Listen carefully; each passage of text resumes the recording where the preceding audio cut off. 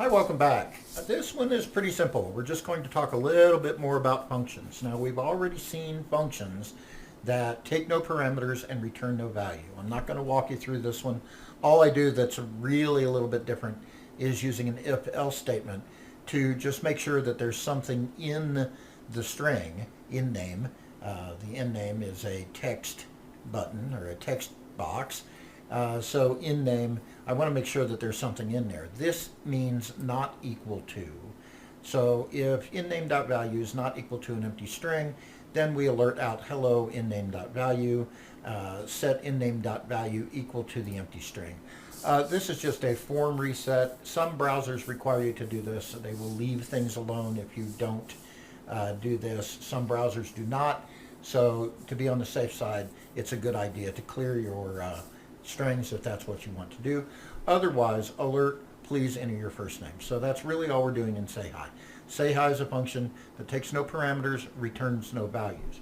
Now add is a function that takes two parameters and returns one value. So really that's the only other combination is returning values and taking parameters.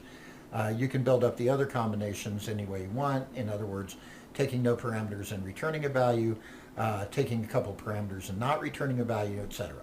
So function add takes a and b as parameters and returns the value of a as parse float, b as parse float. I have two things that convert string values to numeric values in JavaScript. They are parse float and parse int. In other words, if I want to parse a number as a floating point number, I use parse float.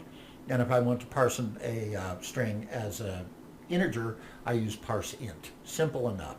Why do I need to do this? Well, when I get document get element by ID A and B, and by the way, A and B are input type text, I am going to be getting values that are text, aka string. And so if I try to add just A and B without parsing them both as floating point numbers, then I'll return a string value. So I'll have something goofy like if A is 3 and B is 4, add A and B will return 34 and not 7. All right, so we want to make sure that it does it the right way. I cannot also parse them together. In other words, I can't return parse float quantity A plus B because A plus B will be 34 and then I parse 34 as a float.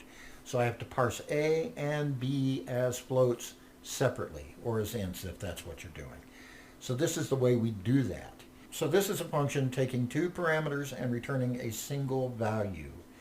And I call it here, and now we can see how to call that function. This will return the value of A plus B as a floating point number, and it will add that, concatenate it to this string. So let's go ahead and reload and say, like I did, 3 and 4. Adding A plus B gives us 7 and not some weird 34. Notice that even parsing as a float doesn't give us 7.0. That point whatever would be truncated if it's not there. So let's just do one other thing to prove that point. A and B gives us 7.25. Very good. Thank you very much.